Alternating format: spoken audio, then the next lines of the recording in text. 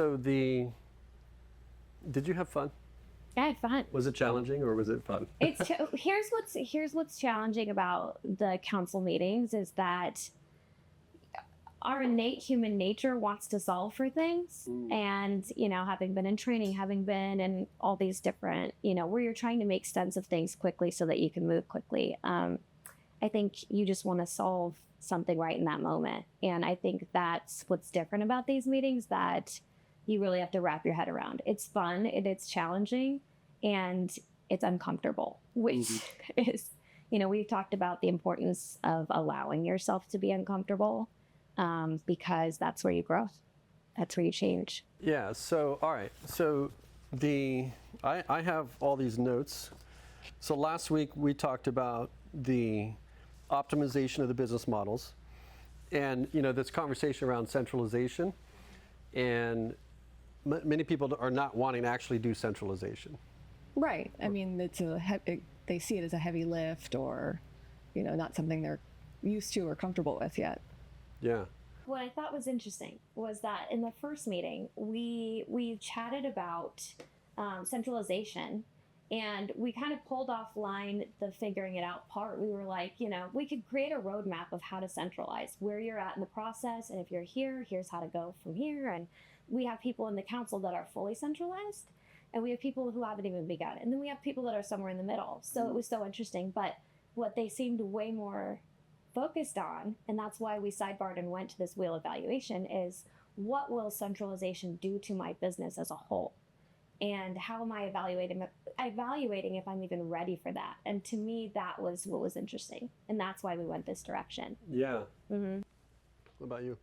Yeah, I thought it was, from today's meeting, we were you mentioned prioritizing things, right?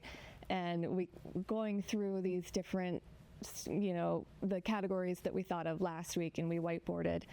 And after we did the first one and then the priority was high, I was like, oh my gosh, we're going to go through this list and every priority is going to be high. It's like, how do you choose? Because everything is high. And so at one point, someone else mentioned that. And I was like, okay, I'm not the only one who thought that. But at one point, and to your point about solving things, when you're in a group like that, I think it can be easy. Like if everyone's in agreement, like, yeah, let's go. But it takes that one person to be courageous and be like, wait a second, here, I have the opposite opinion, or let me play devil's advocate for a second. And then they bring up something that just expands your mind and you're like, oh my goodness, never thought of it that way.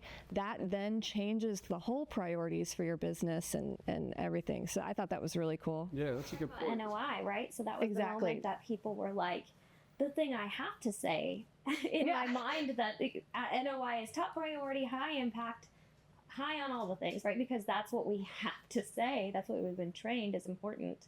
But then someone was like, well, actually, I think NOI is the easy thing to make a case for. Everybody's like, yeah, that's the thing. So I think when somebody challenged that and said, actually, I think that's the lowest priority because we just know it's just a given. It's always there. It's always there. It's never always changing. Yeah. Right? So making a case for all these other aspects of my business that I believe to be important that will actually drive NOI is that's what I care about more. And that's when people started to get ignited to say, oh, we're challenging the status quo of what we're supposed to say. And I think that's the point. Yeah. And even to the point of labeling it, leading indicators, lagging indicators, NOI being that lagging indicator, it's the outcome of it. But I love the difference of expression there, because that was interesting to explore that, as in, hey, if we did focused less on that, and we leveled up these other elements, these other items, that we would probably end up achieving that faster, better, all that stuff. And that correlates directly to the wheel. You move one spoke of the wheel, or 5 spokes of the wheel, and then the others go up or down accordingly. I think someone said, if you triage these actual high urgency things, then your NOI will go up, or whatever. It's going to move the spokes. And that's what's so interesting about these meetings, is that you go into it with a spreadsheet and you think, yeah, this is what we're going to solve for, but you end up coming out with, hey, we need to rethink the way we're valuing all of these items and what it's doing for my business as a whole. And I think challenging people to walk away with that question mark I think that's so valuable and not really a common occurrence. Yeah, I mean, at the end of the day, you come to these meetings, you get inspired because you're not the only one out there to affect change. You're not alone, right? And you get a diversity, and you don't get the bias of your team, because when you're talking to your team, they're going to tell you yes, because you're the boss, you control the paycheck, and the employee has a single flow of income. So they're likely not going to push back. And I love the Elon Musk first principles thinking video, which it talks about it's dangerous with people that the professor at university, you agree with them to get the grade, right? You don't want to push back too far that it creates too much tension. This can hold back an organization, when you can't get to the answer to fix, to innovate, whatever that may be. And so, with this exercise, it's interesting that everybody can reflect. And then I think when they could go into their meeting, because it's not about what they do really in the meeting, the council meeting, it's really what they do when they get back to their meeting, right? What question do they have? What model do they use? Whatever that may be. And what action do they take from maybe an inspiration, that type of thing. I think there'll be the handful of people that are kind of itching after this conversation. They're like, I didn't really agree with that thing, or I didn't, and they're kind of stewing on it all week. And then my hope is that they come to the next meeting, they're like, you know what? I've been thinking about this all week, and I think we got this right, or we got this wrong. And I think that's where it's interesting, right? Is that even if someone leaves with a little bit of I don't know how I feel about that, that's going to fuel the next innovation. And I think it's so out of our human nature to even think that way. I'm really interested to see how these all pan out. Yeah. What was better for you, being at the whiteboard? I like being at the whiteboard. I feel like when we're talking about throwing spaghetti, seeing what sticks, just literally putting every piece of spaghetti on the wall and not necessarily, trying to put them into little buckets. I think the whiteboard makes more sense than, say, an Excel spreadsheet. There's just a natural inclination to want to solve when you pull up the spreadsheet, I think. So even that, breaking that perception, I think today we wanted to solve because we had a spreadsheet up. So I think the whiteboard makes a lot more sense, and I think that's the format we should probably. Yeah. So if the idea we go through, I don't think you've been through this yet, but we talked about when we roadmapped the 2024 challenges, right, for this year. If we solved these things in our business, it would be incredible, right? If we had more of this, we'd be achieving what we want. And so when we roadmapped those things, we went into small groups, and they got the spreadsheet, we'll call it that, and then they were able to. We had the list of things, and they were able to rank the items, upvote, let's do this, let's do that, let's do this. And that's kind of how we ended up at this conversation today, is this conversation was prioritized from the members from a sort of spaghetti roadmap, what are we going to do this year, that if we only did that, we'd be more profitable, our experience for our employees would be better, our shareholders would be getting returns, and we'd be moving forward. And that process was exciting, right? Yeah, and then absolutely. Right. And so now, as we're iterative, and we learn from each meeting what this process even looks like. What do we drop? What do you lean into? Yeah. It's fun. It's been fun to watch. But I think that. And we gave them the access to the spreadsheet then, right? We gave them. Yeah, that's how they upvoted and ranked and put their ideas in. Yeah, very cool. I have an interesting metaphor. So I've been thinking about this a lot in a lot of different businesses, right? So one of the really popular topics right now in the world is gut health, right? Everyone's talking about gut health and the microbiome, and there's Netflix series, and I love them, by the way. I've watched them all, but what's really interesting is they say in this Netflix series about your microbiome is that your gut health is not something that one person can create a product that's going to one size fits all to the masses, right? So you can't just say, throw a probiotic at it and we're all good, So because it's so unique, in the way that you've built it, the things that you've introduced into your system. It's so unique. You have to study your individual biome to understand what your diet should be, what your prescription should be, what kind of vitamins you should be taking. And that's where people are going now is how do I analyze my actual biome to understand what I need to prescribe myself. And businesses are very much like that, right? People are trying to find the one size fits all solution for every business in our industry. And that's what we can't sit here and say this exact prescription is going to work for your business, because it's got those individual unique aspects to it.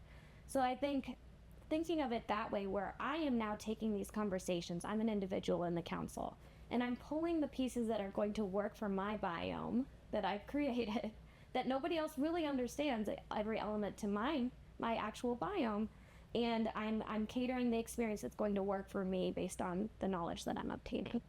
I love that. That was really well. I like that too. And with the members being candid and open in the meetings and willing to share things like, this is where I'm struggling, or we did this and this was great, it really worked. Like you said, people can take out that one or two pieces and it's like, okay, that's what I'm going to focus on this week. What you focus on grows. Like if we're throwing out these innovative solutions, these companies are going to grow by hearing all of these different perspectives and throwing the spaghetti on the wall, seeing what sticks, right? Exactly. Yeah. Someone might eat dairy. Someone might hate dairy. Someone might need probiotics. I'm not giving up dairy, Lauren. Okay. You might love it. So I think that's the point. Is not to. There is no one size fits all solution, and not to go back into product development, but it's the same idea where you give someone a tool where they can prescribe themselves a workflow that works in their business using the different elements that exist, but you don't tell them this is the one way it has to be done. Yeah, and I love leaving room for just pausing and letting people think and explore and then in some cases, what am I going to say? Who's going to say something first? But in that process, we've had some really. In holding that space, we've had some really remarkable points. And in fact, we had a member that was like, well, I'll take a stab at this, but really everybody else has already said so many great things.